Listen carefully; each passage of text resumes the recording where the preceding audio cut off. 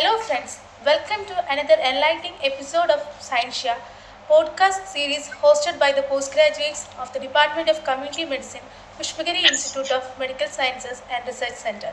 I am Dr. Vandana Vijayan, Junior Resident of the Department of Community Medicine, Pushpagiri Institute of Medical Sciences and Research Center. In today's episode, we have the honor of speaking with a leading expert in public health surveillance, Dr. Prathapa Chandran C, the State Surveillance Medical Officer for Kerala. He completed his MBBS and Diploma in Child Health from Government Medical College, Thiruvananthapuram. He further pursued MD Pediatrics from JR Medical College, Gwalior, followed by DNP from the prestigious KEM Hospital, Mumbai. After his postgraduate training, Dr. Prathapa Chandran began his career as a pediatrician in Kerala State Health Services. In 1999, he joined the World Health Organization as a surveillance medical officer, marking the beginning of an illustrious career in public health. He has contributed significantly as a surveillance medical officer in Karnataka and Tamil Nadu. Currently serves as the state sub-zone surveillance medical officer for Kerala. In today's discussion, Sir will be sharing with us his valuable insights on how data-driven approaches are transforming the landscape of disease monitoring and prevention. I welcome you, sir, to this episode of Scientia. It's truly an honor to have you with us today. On behalf of the entire team, I would also like to extend our heartfelt congratulations on completing 25 years of service as a surveillance medical officer. Once again, I welcome you, sir. Sir, as a postgraduate student, we are curious to know what inspired you to pursue a career in pediatrics and public health. Could you share what motivated this journey? Okay, at the outset, let me thank you all for giving me a chance to interact with you and be part of your prestigious podcast program. Inspiration, that's a big question. Unlike you youngsters, new gen people, our generation, at least some of us, we didn't have a very much planned career goals. Maybe from family or all relatives wanted us to join the medical course, so we joined the medical course. But while in the medical school and during the internship and house agency especially, I had the like for pediatrics, and I became more and more interested in the pediatric cases, and I know how much stress the parents and the entire family will be when a child becomes sick, and how much a pediatrician can do to ease their tension. And a smile from a child who has recovered, that is more satisfying than any other thing in the world. Maybe those things made me interested in pediatrics. That's how I joined pediatrics, and I completed and I worked as a pediatrician. And then the second part, how to public health. While practicing as a pediatrician, working with the state health service, that's a time when WHO announced this polio eradication program in India, and for the first time in the history of the country, they started having field units to support polio eradication activities of the government. And polio was something which has got a very personal connection with me. One of my relatives, more than a relative, one of my close friends, he was a polio afflicted person, and very handsome, very talented singer, but because of this weakness of his lower limb, one of his legs has been wasted and he's limping while walking. He was not able to face the public. He never used to present any stage programs or never goes into public places to perform. That was in back of the mind, maybe.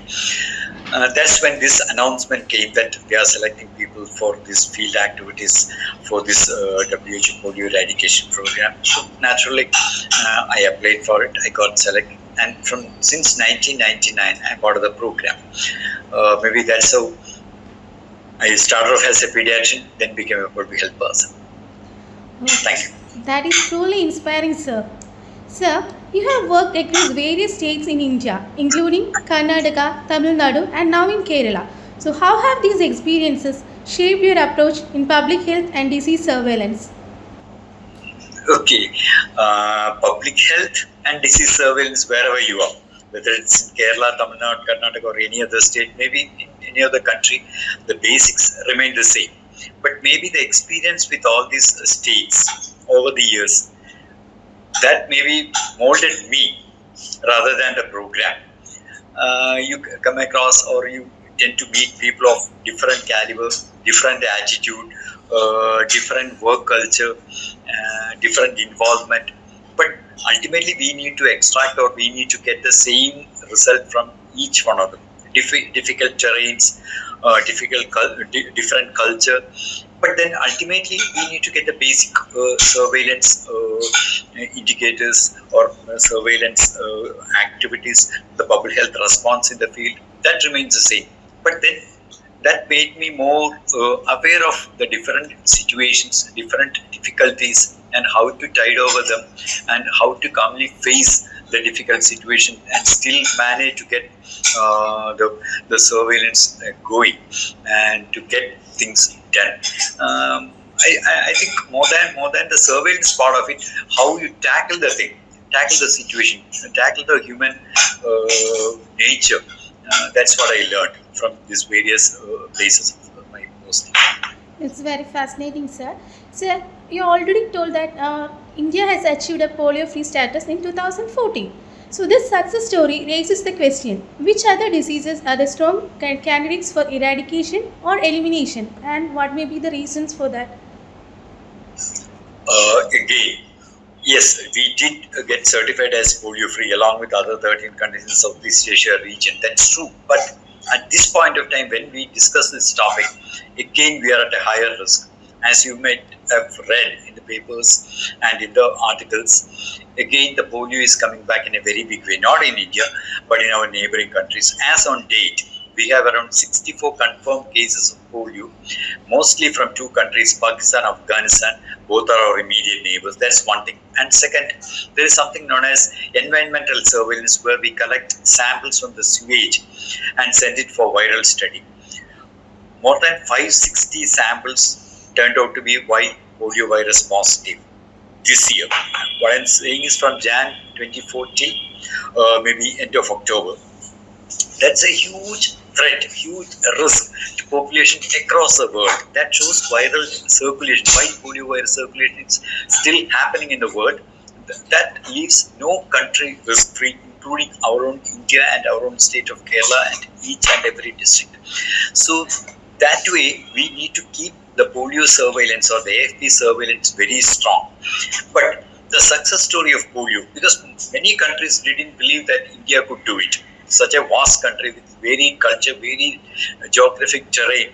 To eradicate polio from India, they thought it's next to impossible. But we did it. 2011 was the last case. But that gave a huge courage and strength and motivation to our health team, the government of India, the supporting agencies, the courage to take up other diseases. The next in line is measles and rubella. Already, the government of India and each of the state governments, they have taken steps towards eradication of and elimination of measles and rubella, and things are started showing result. It may not happen in a year or two, but ultimately, yes, definitely we will eliminate measles and rubella too.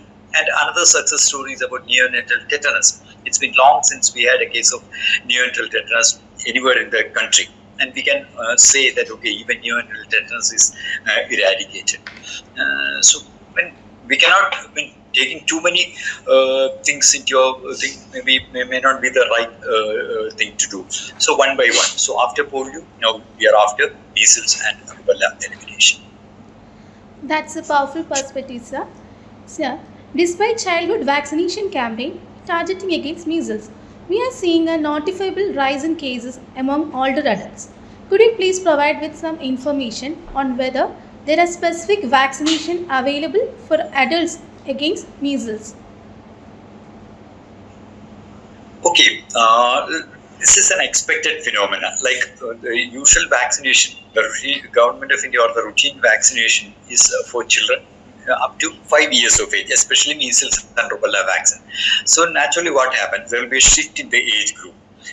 Uh, People age more than 5 years or more than maybe 15 or 20 years who are not vaccinated during their childhood, they are susceptible group. So now we find more cases of measles and rubella in adult population, which is expected because they are the unimmune or unprotected or vulnerable group. That's what's happening. That's an expected phenomenon because they were not immunized. Then question of whether they can be immunized. Yes, the measles rubella vaccine can be taken at any age. But from the government setup, government provides vaccine only up to children of 5 years of age. The simple reason being, to government to give a vaccine, many considerations. The most important is the cost effectiveness. Like the children below 5 years, they are the most vulnerable in the usual setup. So they are vaccinated, they are protected. Adults, on an individual basis, any person can get a vaccine from any private setup. They get measles rubella vaccine, they can get measles mumps rubella vaccine. It can be taken, but from the government sector, as of today, it's only for children up to 5 years age. Maybe later on, when most of the case load shift to maybe higher age group, maybe government might change their stance and maybe their guidelines might change. As of date, it's only up to 5 years in the government sector. That's very insightful, sir. It shows how vaccination strategies must evolve with changing epidemiological trends. Exactly. Could you discuss any recent developments in new vaccines, alterations in vaccination strategies, or enhancement in surveillance techniques that have emerged with the past few years, like in Japanese encephalitis? Any innovative tools or methods being used in Kerala for disease monitoring and data collection? Okay, regarding the vaccination, that is ever evolving, as you said, depending on the trends, depending on the epidemiology, it keeps on changing. And when we started the program back in 1970s, there were only very few vaccines. But as of date, we have around 14 to 15 vaccines. 14 to 15 diseases are being prevented by vaccination process in the country. Even government is providing 12 to 13 antigens or to prevent 12 to 13 diseases by vaccination process. And every year, new vaccine is being added. As you may have noticed, earlier we had only DPT vaccine, oral polio vaccine, and measles vaccine. But at present schedule, if you see, we introduced injectable polio vaccine in 2016. And then to prevent rotaviral diarrhea, we have the rota vaccine, which was introduced in the national immunization in 2019. Then the pneumococcal vaccine, which is a major cause for pneumonia, ear infections, even many serious illnesses. It was introduced in 2021. And in the pipeline, we have typhoid conjugate vaccines in the pipeline. Then we are planning to have HPV vaccine is in the pipeline. Maybe in the next couple of years, it's going to happen. Then another thing will be Japanese encephalitis vaccine. At present, it's not given across the state or across the country. It's only in selected high-risk districts. In Kerala, at present, we are giving it only in Trivandrum and Alappuzha. But maybe in the next 1 or 2 years, maybe next 1 year itself, it will spread to another 1 or 2 districts more, high-risk districts. That is one thing. And IPV, earlier it was only 2 doses. We were giving only 2 doses of fractional IPV vaccine. Since 23 January, it has they made it into 3 doses. We had a 3rd dose after 9 months of age. JE vaccine, most of the states they were doing 2 doses, but Kerala was giving only 1 dose. Since last June, even Kerala is doing 2 doses of JE. So these are the vaccines which are given in the government sector. When you go to private sector, you got many other newer vaccines, like they are giving hepatitis A vaccine, then chickenpox vaccine, then they have influenza vaccine, typhoid vaccine. All these vaccines are being given to children in the private sector. In addition to this, in special situations, for example, Hajj pilgrims, we are giving from government sector itself, we have oral polio vaccine, influenza vaccine, and meningococcal vaccine. Those travelers, those who are going to some of the African countries, they are getting yellow fever vaccine from the government sector. Then, times of outbreak or natural calamities, maybe additional vaccination, especially with measles, rubella. So these are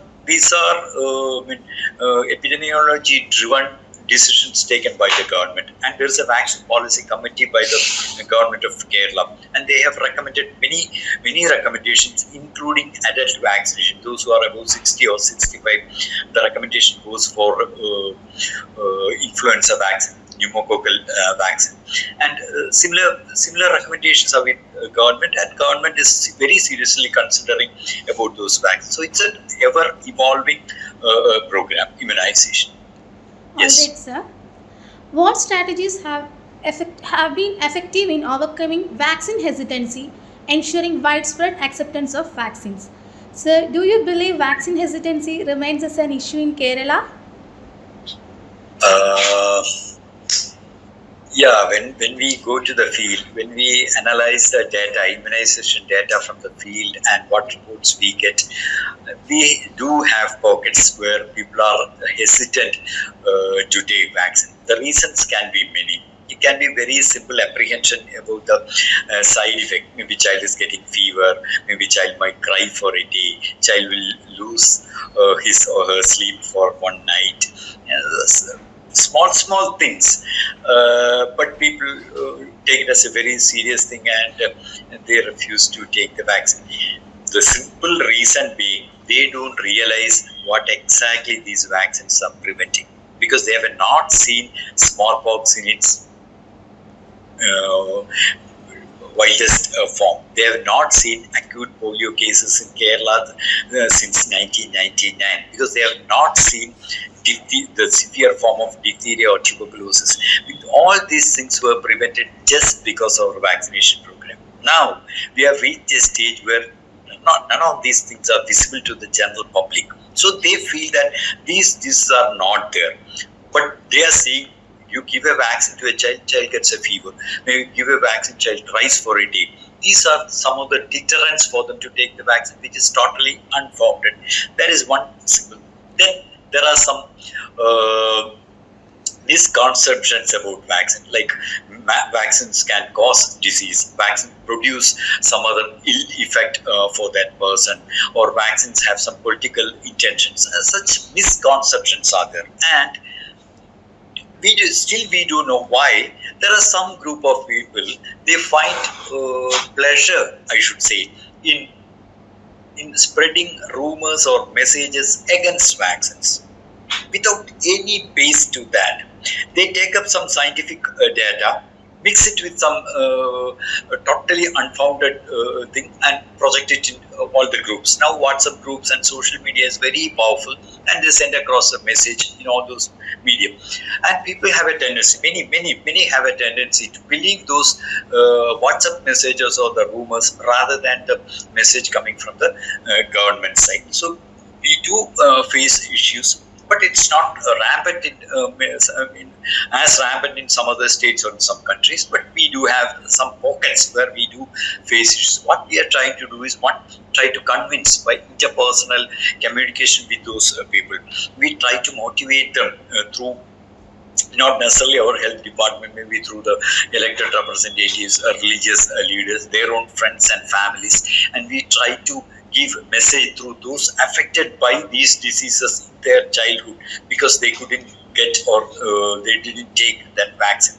All those things we are trying, and maybe around 60 to 70% of this hesitancy or refusal we could overcome. But still, there are some pockets where it's very hardcore kind of a refusal. But still, we are trying, and we are confident that maybe over a period of time.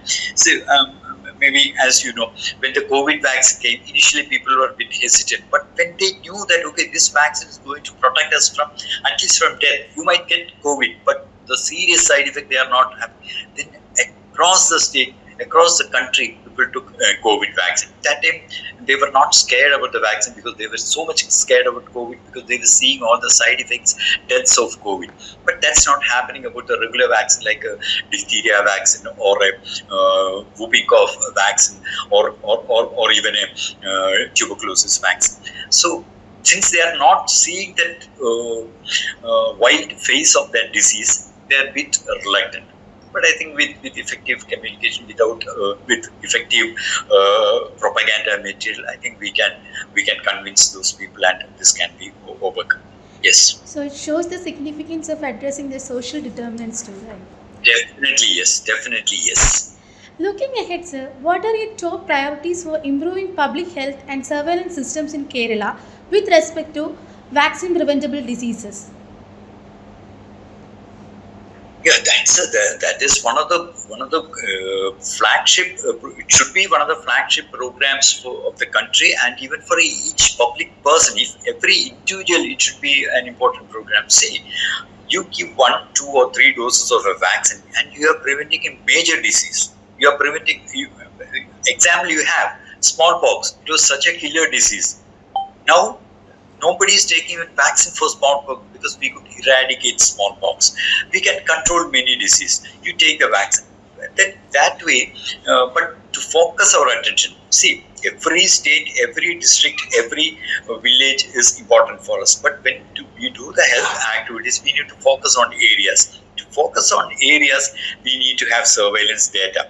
Wherever we have immunization deficit, wherever you have an outbreak of a disease, wherever you get some disease, then we focus more on those pockets. For example, if you have a village or a ward where you get a diphtheria case, that shows that there is some problem with the immunization in that area. That's why that child or that person got diphtheria. So we focus on enlightening the people and the health workers on the importance of immunization, ensure that every child in that area is immunized with diphtheria containing vaccine, and we take the further steps of even if you have slightest of symptoms, always come to a health facility, make sure that you don't have diphtheria. Such activities are happening. So before doing any such activities, what we need data. To get data, we need surveillance. So at present, we have surveillance for very many diseases, and talking about BPD, mainly we have surveillance for polio, we have surveillance for measles, rubella, we have for diphtheria, we have for pertussis or whooping cough, and of course for neonatal tetanus. So this shows the need of a proactive rather than a reactive approach, right, sir? Both. Both.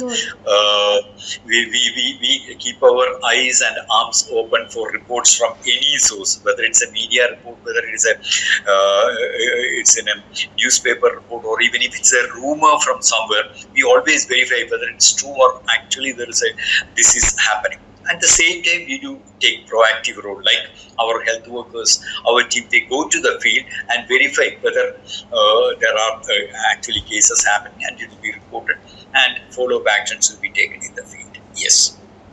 So that's the visionary approach. So finally, could you recount any significant experiences or stories from your career that have deeply influenced you?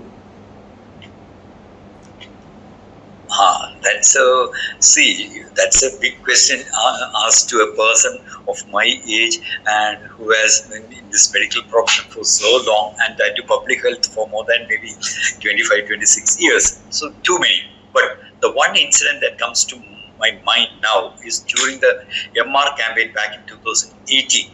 I was in Ernakulam, associated with the MR campaign. I was sitting in the DMO office discussing on the next day's activities and program. That time, one family, mother, father, and a small 2-year-old girl child, they came to DMO office to meet the DMO. Why they came in? That baby, that 2-year-old girl, she had a specs. She was wearing a specs with such a thick glasses, and the glasses were so thick she couldn't wear the specs with the usual earpiece or whatever. They were putting a band, and she was wearing a hearing aid. Okay, you know why she came? This girl had a rubella syndrome, congenital rubella syndrome. That means when the mother was pregnant, this mother got rubella infection. When a pregnant lady gets a rubella infection, she won't have any issues because it goes as a mild fever and some skin rashes and goes off. Maybe one day or even 2 days it goes off. But the baby in the uterus or the tummy of that mother gets affected in a very bad way. This particular child, she had cataract in both her eyes when she was born. She was deaf in both her ears. She had a congenital or at birth heart defect, having holes in the heart. So she had to, within that 2 years of age, already she had done cataract surgery for both the eyes, and she was wearing a thick glass, and she was wearing hearing aid, but still her hearing was not very proper. Because of the hearing problem, her speech is very much delayed, and even at 2 years of age, hardly she can speak monosyllables. Then they came because this child has to undergo an heart surgery for which they were expecting some monetary support from the government. All these things could have been prevented by a single vaccine to that mother when she was a child. See the amount of pain that family is going through, the amount of pain and what should I say, difficulty that small baby is going through. In spite of all these surgeries, in spite of the baby undergoing a cardiac surgery, even if they can manage to get one done, her life will not be just like any other healthy child. So this is what this, and actually we felt so sad and shocked about that. But unfortunately, nothing can be okay. We can do some corrective surgeries and things for the child, but the damage has already been done. The message is take the vaccine. Don't wait. Don't wait for something bad to happen. Don't think that no, it's not for me. It's for others. Just like an accident. Don't do that. Last year we had a 12-year-old boy from Ernakulam. This child had tetanus. Child was admitted in a major hospital there. Child had breathing difficulty. Child had to undergo tracheostomy, what we called as a hole in the neck, and put tube so that child can breathe. Child was in ventilator for a couple of days. All these things could have been prevented by just one injection each child had taken at 10 years of age, which was due for the child, which the child failed to, or the parents failed to. So what I'm saying is, we should understand what we are preventing. We should understand what we are preventing by giving these small shots. Please don't get panicky or worried about that small side effects. Side effects like pain, crying, maybe limping for 1 or 2 days because of the pain in the limb, or a fever. That can be managed. Some children, okay, after vaccine, some of them might get fits, but that lasts for maybe few seconds or even 1 or 2 minutes. It goes off. It is not going to give child any long-term damage, but they are worried about this. But once child gets a diphtheria, child gets a measles, rubella, think of it. That's what. Thank you. That's a truly moving story, sir. It's inspiring how much such moments can shape one's perspective and drive in public health. Thank you so much, Prathapa Chandran sir, for joining us on today's podcast. Your journey in pediatrics and public health, and along with your valuable insights into disease surveillance, vaccination strategies, and public health priorities, has been truly enlightening. We hope to delve even deeper into these critical topics in the future. Thank you once again for your time and for sharing your expertise with us. I should thank you, ma'am, for giving me a chance to interact with you all. And maybe as doctors, as in the medical field, my request with each one of you, your friends, and all of you, strengthen, support vaccination. Give that message, what vaccine can do and what a disease can do. Thank you. Thank you so much. Thank you, listeners, for tuning into Scientia. Your interest in such topics contributes to a more informed and healthier society. Until next time, stay curious, stay safe, and stay informed. This is Dr. Vandana signing off. Goodbye.